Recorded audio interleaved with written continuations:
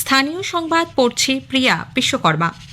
দক্ষিণ চব্বিশ পরগনার জয়নগরের মহিষমারীতে চতুর্থ শ্রেণীর এক ছাত্রীকে ধর্ষণ করে খুনের অভিযোগে সকাল থেকেই পরিস্থিতি অগ্নিগর্ভ। পুলিশি নিষ্ক্রিয়তার অভিযোগে জয়নগর থানা ঘিরে বিক্ষোভের পাশাপাশি চলে ভাঙচুরও। পুলিশ ফাঁড়িতে অগ্নিসংযোগ করা হয়। পুলিশকে লক্ষ্য করে চলে ইট বৃষ্টি। পরিস্থিতি সামাল দিতে পুলিশ লাঠিচার্জ ও কাঁদানে গ্যাসের সেল ছড়ে নামানো হয় র্যাফ। এলাকায় মোতায়েন রয়েছে বিশাল পুলিশ বাহিনী।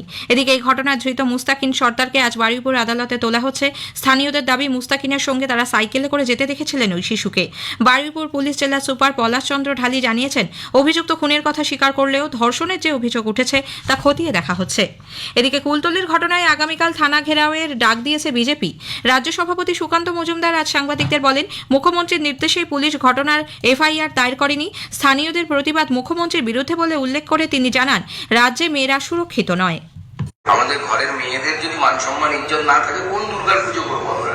কাকে নিয়ে উৎসবে মানবো? মুখ্যমন্ত্রীর কথা বলতে বাড়ির মেয়েরা সুরক্ষিত থাকছে না, তুলে নিয়ে গিয়ে তাদেরকে ধর্ষণ করা হচ্ছে। গোটা বাংলাটাই অসুরক্ষিত। 10 দফা দাবিতে ধর্মতলা মেট্রো চ্যানেলে জুনিয়র চিকিৎসকদের অবস্থান চলছে।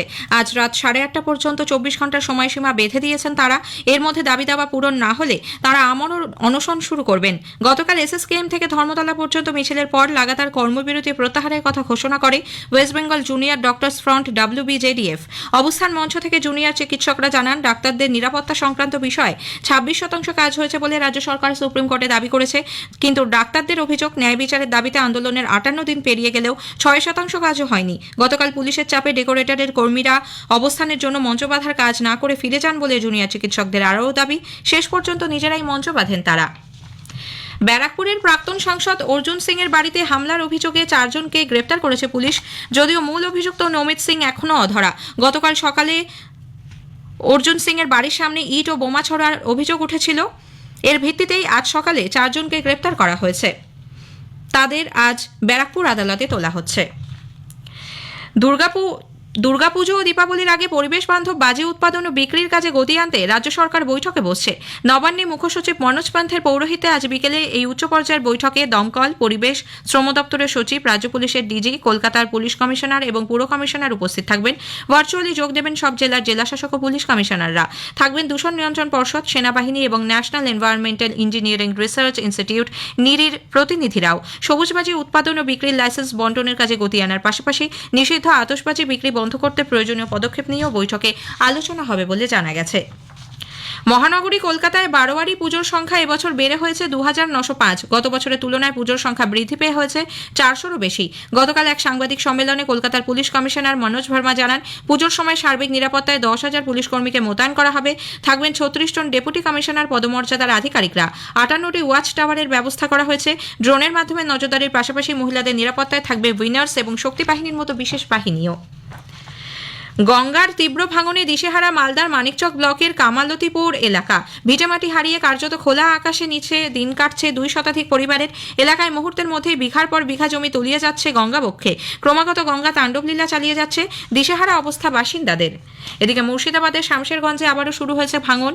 শিকাদারপুর গ্রামের এক বিরাট অংশ গতকাল ভাঙনের কবলে পড়ে। আতঙ্ক ছড়িয়েছে গ্রামগুলিতে। গ্রামবাসীদের দাবি, শতাধিক মানুষ সর্বস্ব হারিয়েছেন নদীর ভাঙনে। মুর্শিদাবাদের ইসলামপুরের বিভিন্ন এলাকায় ছড়াচ্ছে ডেঙ্গি।